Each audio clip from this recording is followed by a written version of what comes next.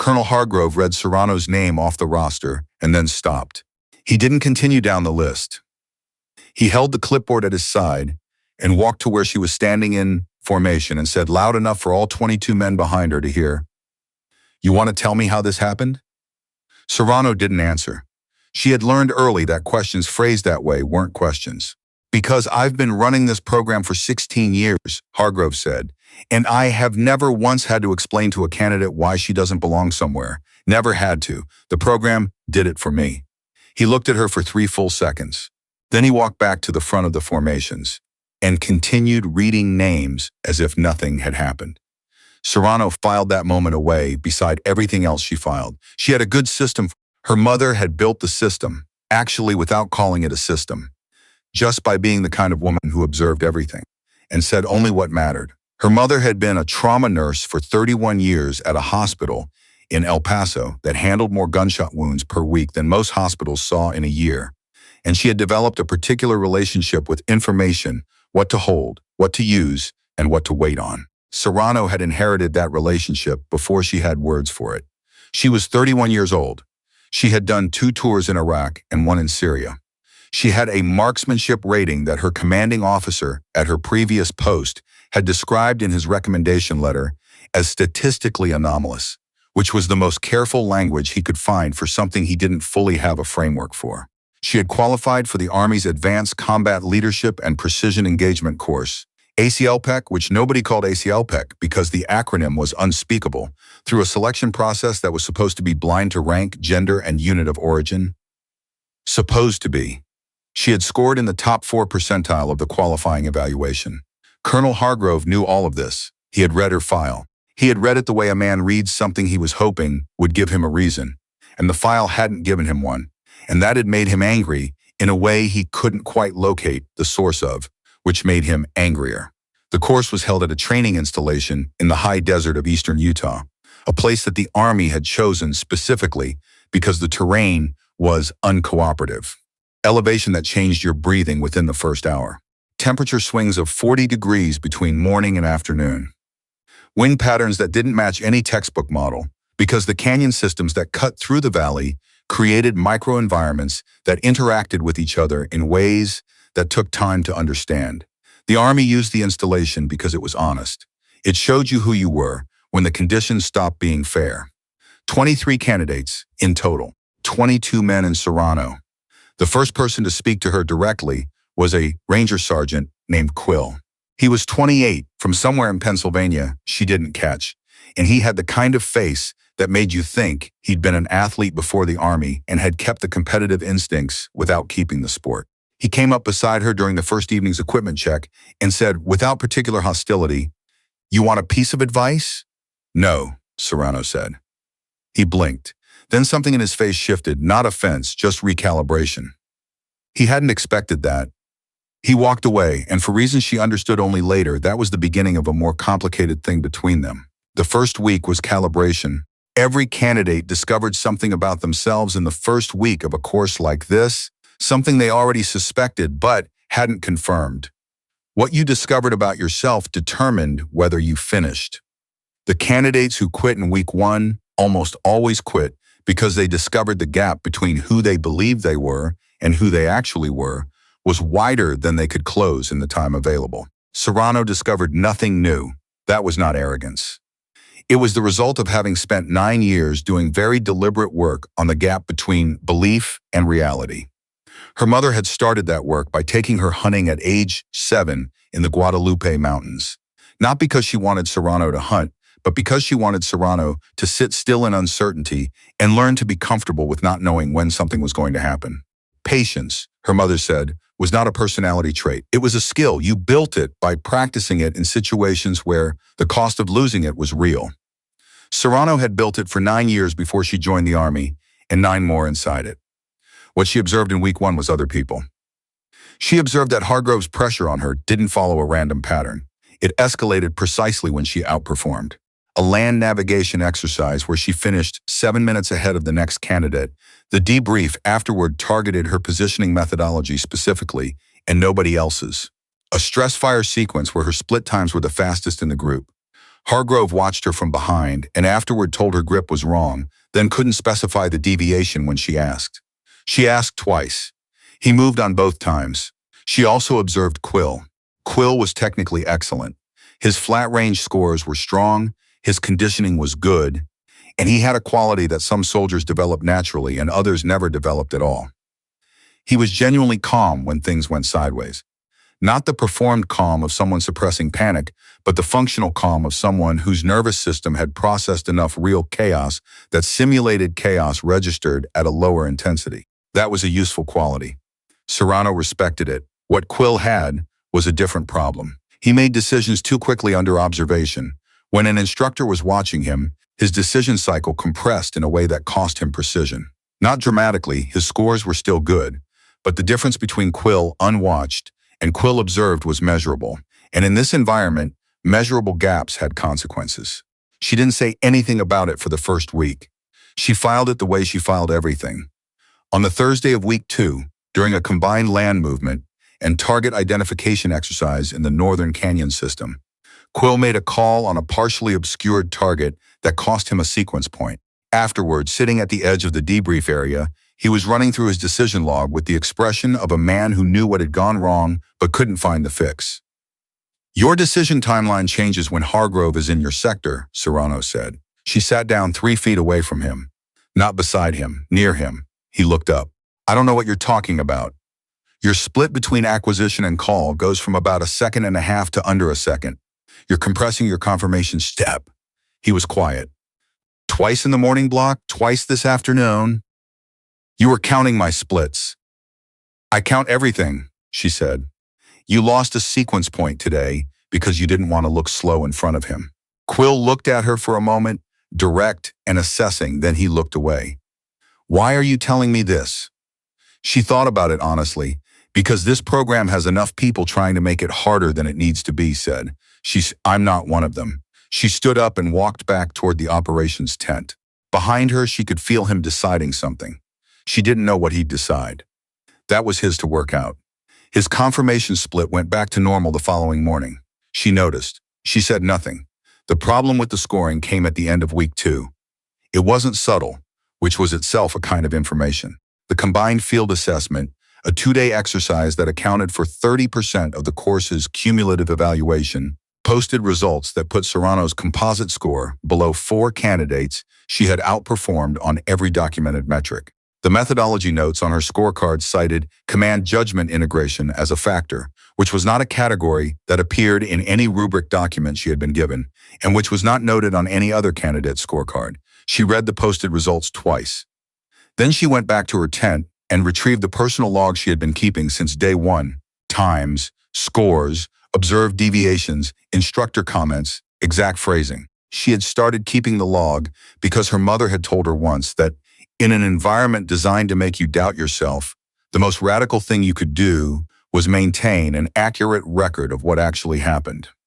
She filed a formal inquiry through the evaluation chain, not because she expected the score to change immediately, because the paper trail was its own kind of argument, and arguments needed to be started at the right time, even when you weren't ready to finish them.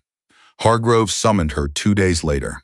His office was a prefabricated structure that had the permanent look of something meant to be temporary.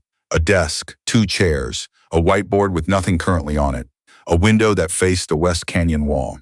He was standing when she entered. He didn't invite her to sit. You filed an inquiry, he said. Yes, sir. In 16 years of running programs at this installation, I've had 2 formal inquiries filed against evaluation decisions. He said it the way people recite statistics they've been carrying around for a while. Both of those candidates are no longer in the Army. Serrano understood the shape of what he was saying. I'd like to understand specifically what command judgment integration measures and how it was applied to my assessment differently than to other candidates. Command judgment is an evaluative lens, Hargrove said. Experienced instructors observe things that raw scores don't capture. I understand that. I'm asking what was observed, when it was documented, and why the category appears only on my scorecard. The silence that followed was the kind that has texture. Hargrove looked at her with an expression she had come to read accurately over 2.5 weeks. Not anger. Because anger was an emotion. and Hargrove had moved past emotions into something more structural. What he had instead was a conviction that had been operating as truth for so long it no longer felt like a choice. He was not a cruel man. He was a man whose certainty had calcified into a load-bearing wall, and she was the thing the wall was keeping out. "You're a long way from where you think you are, Sergeant Serrano," he said. "Yes, sir," she said. "I'm aware of that. That's why I'm asking the question." He dismissed her. She walked out of the prefab into the high desert afternoon and stood for 60 seconds with the sun on her face and the canyon wind moving through the dry grass and let herself feel, briefly, the full weight of what she was carrying. Not rage. Rage was expensive, and it bought nothing here. Something quieter. The bone-deep fatigue of being the most prepared person in a room and having to spend energy not on the work but on the sustained effort of making the room acknowledge that she was there. 60 seconds. She went back to her tent, opened her log, and wrote down everything Hargrove had said. Exact words, time, date. What happened 3 days later she had not anticipated. Quill came to her at 0600 before the morning block, while most candidates were still finishing breakfast. He was holding his own log, a worn green notebook she recognized from his breast pocket, and his expression of a man who had decided something while most people were asleep and was committing to it before he had time to reconsider. "I've been keeping track of the assessment divergences," he said. She looked at him. "The scoring gap between your documented performance and your composite rankings. I started after the week 1 land navigation debrief." He opened the notebook. "I have 7 documented instances where your observable outcome exceeded the next highest candidate and your posted score didn't reflect it. 7. Serrano was quiet for a moment. "Why did you start tracking that?" Quill looked at the notebook, then at her. "Because after what you said about my confirmation split, I started paying more attention to what was actually happening around me." He closed the notebook. "I want to take this to the senior evaluator, not Hargrove, the senior evaluator. There's a Colonel Ashby, who oversees the program from the installation command. I looked it up." "You don't have to do this," Serrano said. "I know," he said. "This has career implications. For you. I know that too." He said it flatly, the way he said everything he was certain about. "Are you coming or not?" She looked at him for a long moment, then she picked up her own log. They went together. Colonel Ashby was a woman in her late 50s with the specific quality of senior officers who had spent decades in environments that tried to compress them and had refused to be compressed. She listened to Quill present the documentation without interrupting. She looked at Serrano's log. She looked at Quill's notebook. She asked 4 questions, all procedural, all precise. Then she thanked them and told them to return to training. Her face when they left was the face of someone doing mathematics that was coming out at a number that had consequences. The following morning, Hargrove was not at the 0600 formation. The senior instructor, a master sergeant named Vance, who had been running the day-to-day training blocks, conducted the morning brief without explanation. 2 days later, Hargrove returned, and his approach to Serrano had undergone a change that was not dramatic but was measurable, the way most real changes are measurable rather than theatrical. He did not ease pressure on her. That would have been its own kind of message. He applied the same pressure he applied to everyone else. For Serrano, that was enough. That was the entire ask. She had never wanted special treatment. She had wanted the absence of negative treatment, which was so basic a thing that she had never been able to say it without feeling tired. The 3rd-week curriculum shifted to what the program called integrated terrain reading, the synthesis of environmental data, target behavior, and movement indicators into a single predictive model. It was the week that separated technical shooters from combat effective ones. You could teach trigger discipline. You could teach breath control. You could not teach the ability to read a piece of ground as a system and understand how all of it, wind, elevation, vegetation density, animal behavior, time of day, told a coherent story about what the target would do before the target did it. This was where Serrano had been waiting to be for 3 weeks. The primary instructor for the terrain block was a warrant officer named Tully, small and angular, who had the quality of instructors who had absorbed so much field experience that their knowledge had stopped feeling like knowledge and started feeling like intuition. He taught by asking questions. He would position a group of candidates on a ridgeline above a target area and simply say, "What's it telling you?" And then he would wait. On the 2nd day, he positioned 12 candidates above a draw that cut through the western valley. The target was at the far end, behind a natural rock formation that required an angled approach. Candidates began assessing wind flags, elevation markings, the standard tools. Serrano wasn't looking at any of them. She was watching the ravens. There were 3 of them, working the thermals above the target end of the draw. Ravens were not random in their behavior.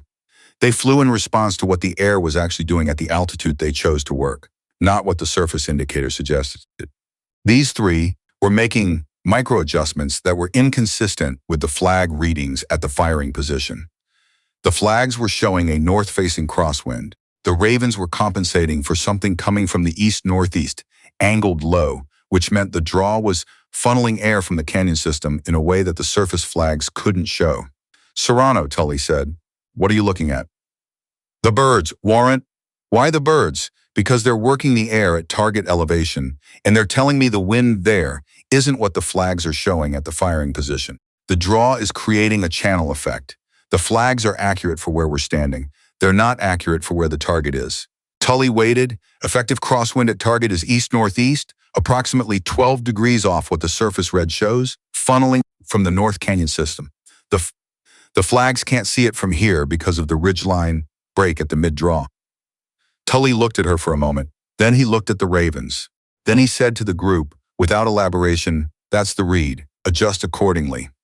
That night, Quill sat across from her in the chow line and said, "How do you see things like that?" "My mother," she said. He waited. "She used to say that the world is always giving you information. Most people only check the sources they already know about." She picked up her coffee. She learned it in trauma nursing. The patient who tells you their pain level is a 3 is holding their left arm at an angle no one holds an arm at unless they're compensating for a 7. The monitor reading that looks stable, but the attending has been in the room 4 times in an hour. She said the information is always there. You just have to decide to look for all of it instead of only the obvious of it. Quill was quiet, processing. Where is she now? El Paso. Still working. She'll probably work until she drops. There was something in Serrano's voice on those words. Not grief, not nostalgia. Pride. The specific pride of a daughter who understands she was shaped by someone. She's the reason I'm here. Quill nodded. He looked at his coffee. "She know what you're doing in this program? She knows I'm in a course." Serrano paused. "She also knows me, so she probably knows the rest." The week 4 assessment was a full environmental integration exercise. 4 days in the Southern Canyon system, no fixed firing positions, no predetermined targets, all decision-making in real time under degraded conditions. Sleep limited, resupply limited, communication limited. The kind of exercise where the Army tried to see what you actually were when it stopped providing you with infrastructure. On the second night, Serrano was alone in a forward observation position on a bench cut into the eastern canyon wall, running a night surveillance protocol. When she heard the sound of someone moving through the scrub below her position, not loud, but present, she waited. The sound resolved into Quill, pulling himself up onto the bench with less noise than most people would have managed. He settled in 2 meters to her right and, without speaking, began scanning his sector. This was his assigned protocol for the shift. Their positions happened to be adjacent. That was all it was, and both of them knew it, so nothing needed to be said about it. They worked in silence for 90 minutes. Then Quill said, very quietly, without looking at her, "Venn and Price were talking about you this afternoon, in the equipment tent." "I know," she said. He looked at her. "You were there?" "No, but I know." "What do you know?" I know that 2 candidates who rank behind me in the week 3 composite have opinions about why that happened that don't involve acknowledging my week 3 composite." She kept her eyes on her sector. "That's not new information." Quill was quiet for a moment. "Does it get to you?" She thought about answering the easy way. "Sometimes," she said instead. "Not the opinions. The energy it takes to keep moving correctly through an environment that's generating friction against you from multiple directions at once. That gets to you eventually. The question is whether you have more reserves than the friction has. Do you?" She considered. "Ask me at the end of week 6, she said. The question of whether she had reserves enough became most pressing in the first day of week 5. The week 5 centerpiece was the course's signature individual assessment.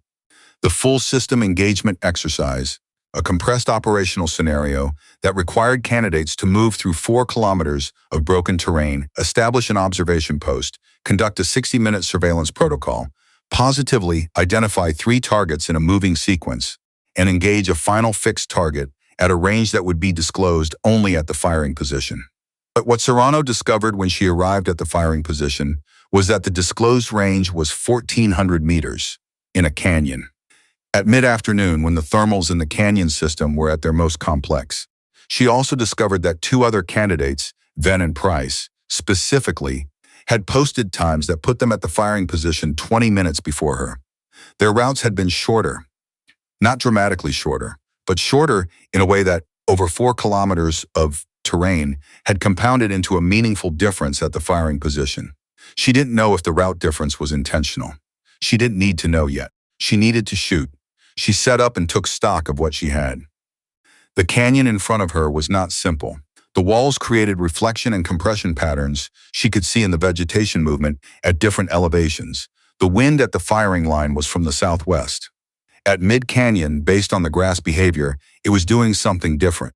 At the target, based on the dust movement visible through optics at the canyon floor, it was doing something different again. She had 12 minutes of engagement time remaining on the clock. She used 4 of them watching, not hesitating. Watching. The two things look similar from the outside and are completely different from the inside. The candidates around her who had not yet fired were watching her, and some of them read it as hesitation, and she knew they were reading it that way, and she filed that knowledge and kept watching. What she was watching for was a pattern in the dust at the canyon floor. It was faint. It required looking for a specific kind of movement that didn't look like wind-driven movement because it wasn't. It was thermal. A pocket of warm air rising from the sun-heated canyon floor that was rotating rather than flowing. She had seen it once before, in a different canyon in Iraq, on a day when she'd had to make a shot that her forward observer had told her was outside her capability. She had made the shot because she had spent 40 minutes the evening before watching a similar thermal rotation cycle until she understood its timing.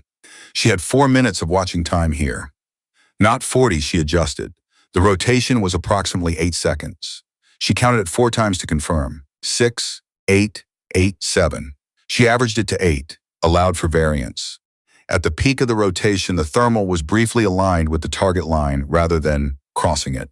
That window was approximately 1 second, 8 seconds of waiting for 1 second of usable condition. She settled into position. She found the target in the scope. She did not fire immediately. She began counting, counted to 8. The mirage between her and the target at mid-canyon shifted. She counted to 7. Shifted again differently. Tully was behind the spotting scope. He had not said anything since she set up. His right hand was flat on his knee. She registered this in her peripheral awareness and set it aside. She fired at 8 seconds. The round traveled 1,400 meters through the canyon. The impact was a sound that came back 3 seconds later, a flat, definitive crack against steel that the canyon walls threw back from both sides simultaneously. Hit, Tully said. He said it the way confirmation gets said, the same tone he would have used for any candidate, but he did not move away from the spotting scope. He stayed on the target for another 2 seconds. Then he said quieter, not to her, not to anyone specific, center. Quill heard it from his position at the edge of the assessment area. He didn't make a sound. He turned away from the range for a moment, and the angle of his shoulders was the angle of a man absorbing something larger than he had prepared for. Venn, who had been watching from the candidate group, said nothing. His face was doing something complicated, and he was not managing it as successfully as he thought he was. Serrano stood up from the firing line. She turned around. She looked at the faces of the people looking at her. She looked at Tully. She looked at Vance, who had crossed his arms and was looking at something on the ground near his feet. And then she looked at Hargrove, who was standing 30 feet back from the main group and had been standing there, she would realize only later, since before she had set up. He had come out to the firing line for the first time all week. She had not noticed him arrive. She noticed him now. He was not watching her with the expression he had used for 5 weeks. That expression, managed, certain, the expression of a man conducting evidence against a conclusion he'd already reached, was gone. What was there instead was something she hadn't expected to see on his face and didn't have a name for immediately. It took her a moment to identify it because it was not a look she associated with him. It was a man being wrong, not performing wrongness, not preparing an acknowledgement.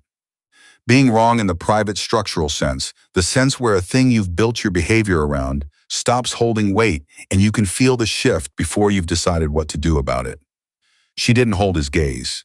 She picked up her rifle and walked off the firing line. That evening, Hargrove came to where Serrano was sitting alone outside the candidate quarters, running her cleaning kit through her rifle by feel in the fading light. The canyon made sounds in the evening, air moving through rock that had been storing heat all day, small animals in the scrub, the specific silence of a place that doesn't care about human business. He stopped a few feet away. "You identified the thermal rotation," he said. She looked up. "Yes, sir. In 4 minutes. Yes, sir."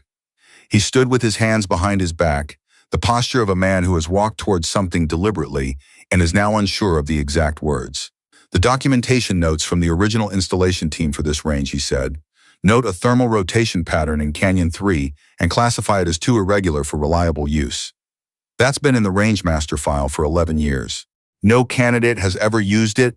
They weren't watching the right things," she said. Then, because she hadn't meant it to sound like a correction, "The rotation is in the dust, not the vegetation. The vegetation reads the surface wind. The dust at the canyon floor reads the thermal. They're different sources." Hargrove was quiet. "Where did you learn to watch for that?" "My mother taught me to read systems," she said. "She's a trauma nurse. She taught me that the information you need is usually already in the room. You just have to know where to look for it." He was quiet for longer this time, long enough that the canyon went through one of its evening sound cycles. The low movement of air that meant the temperature was dropping and the thermals were settling. "I had a daughter," he said. "She was a pilot, combat rated, 2 deployments, exceptional record." He stopped. His jaw worked once, and the motion was not theatrical. It was the motion of a man moving words that were heavy. "She applied for a selection program in 2017. The evaluation process was, there were documented irregularities. The inquiry found procedural errors. By the time it concluded, she had separated from the Army." He looked at the canyon wall. "She's working for a regional airline now. She's fine. She's actually fine."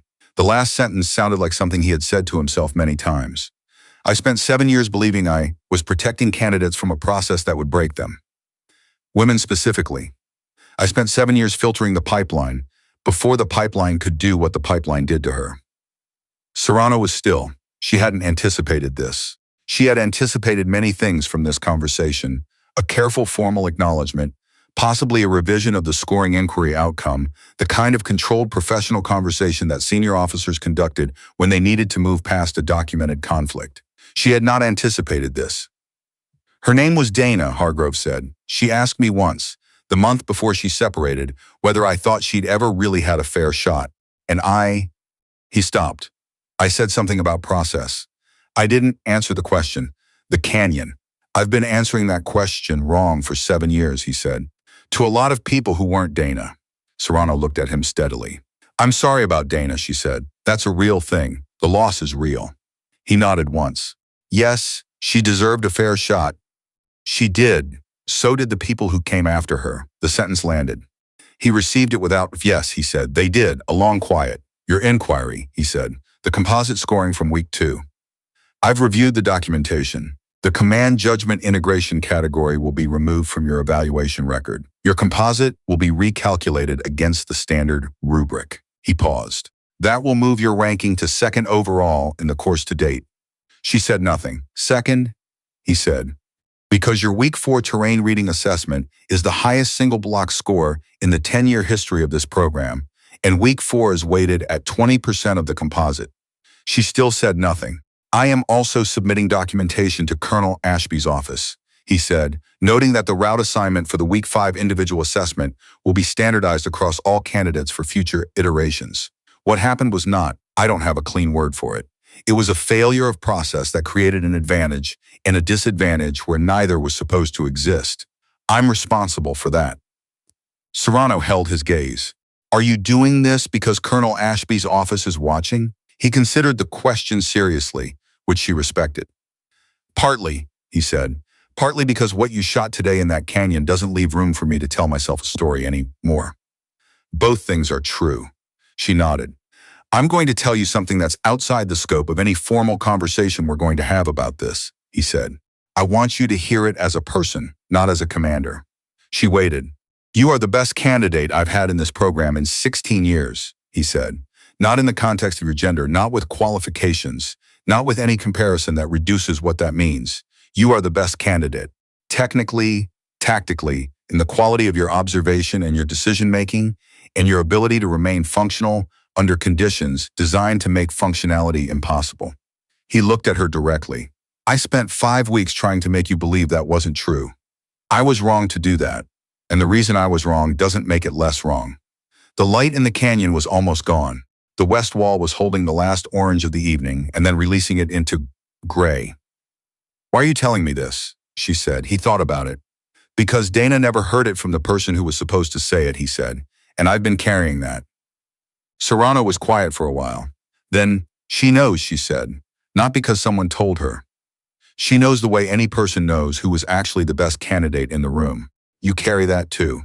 She paused. What she didn't have was someone saying it out loud in a place where it would be heard.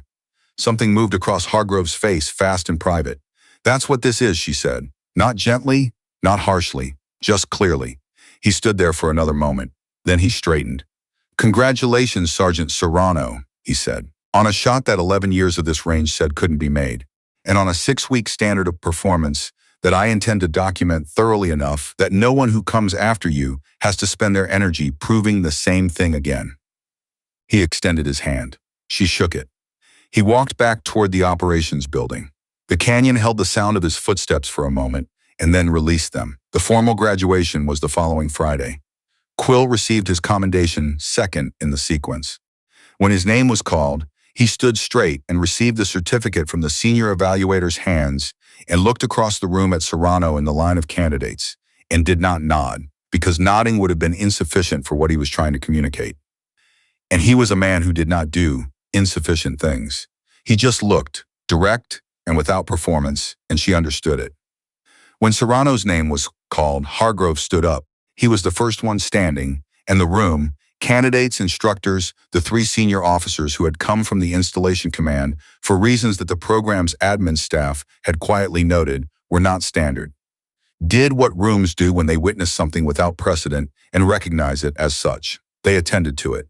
One by one, without coordination, people stood up, and the standing gathered weight until the room was on its feet, and the applause was the kind that comes from people who have been holding something for a long time and are finally releasing it. Quill was standing before most of the room. He was clapping with both hands, and his face had the face of a man who had started this 6 weeks ago, doubting something, and had spent the intervening time doing the slow, honest work of arriving somewhere better. Serrano received her commendation from Colonel Ashby directly, which was not standard protocol, and Ashby held the handshake 1 beat past formal and said something that only Serrano could hear. Later, when people asked Quill what Ashby had said, he told them he didn't know. He was telling the truth. He had been looking at Hargrove at that moment, and what he saw on Hargrove's face, a man standing at the back of the room who had not applauded and had not looked away, who was watching Serrano receive what she had earned with the expression of someone in the specific process of becoming someone slightly different than who they had been, was something that required his full attention. After the ceremony, Serrano went to the east side of the building, where the canyon was visible in the afternoon light. The same canyon she had spent 4 minutes watching the day before, while everyone else thought she was hesitating. She took out her phone and called El Paso. It rang twice. "Tell me," her mother said. Not hello. Her mother never said hello. She always said tell me, which was what she said when she already knew the answer and wanted to hear her daughter say it. Serrano looked at the canyon, at the 1,400 meters of it that had been waiting in the range master file for 11 years for someone to look at the right source. "I finished," she said. A pause. Then her mother said, "I know. I've known since you got in." Another pause. "How many?" Serrano understood the question. "He stood up first," she said. "Good." Her mother's voice was exactly the same as it was when she told a patient the thing they needed to hear. Steady. Without drama, completely certain. That's how it's supposed to work. Serrano stayed on the east side of the building for a while after the call. The canyon was doing what canyons do in the late afternoon, holding the light longer than the open ground. The walls catching and redirecting the sun in ways that made the shadows complex. She thought about the thermal rotation. 8 seconds of waiting for 1 second of usable condition. The calculation had seemed impossible when she'd first run it in her head with 4 minutes on the clock. It had seemed like the numbers didn't leave enough margin, but her mother had told her once, sitting in a hospital break room at 2 in the morning, when Serrano was 16 and had come to meet her at the end of a shift because she needed to understand what her mother actually did all day. The margin is almost never as thin as it looks from the outside. From the outside, you see all the ways it can fail. From the inside, if you've done the preparation, you see the one way it works. She had done the preparation. She had done it over 9 years and 9 more in a morning on a Utah canyon rim, learning to count thermal cycles in the dust. She had done it in every early evaluation that got quietly adjusted, and every question that went unanswered, and every 60 seconds of controlled anger outside a prefab office. All of it was preparation. None of it had been wasted. The canyon was still in the late light. The ravens were somewhere else now, working a different thermal, reading different air. The steel target at 1,400 meters held the afternoon sun and gave nothing back about what had happened to it the day before. It just waited, the way ranges wait, patient and indifferent to the weight human beings place on the things that happen in front of them. Serrano looked at it for one more minute. Then she went inside because there was paperwork to complete and a flight to arrange, and somewhere in El Paso, a woman who had spent 31 years sitting still in uncertainty and learning to be comfortable with not knowing, and who had passed that skill to a daughter who had just used it to do something that 11 years of documentation had said couldn't be done. The canyon kept the echo of it for a while. Then the wind came through the way it always came through, from the North Canyon system, funneling low through the draw, reading differently at different elevations, telling the truth to anyone who knew which source to watch.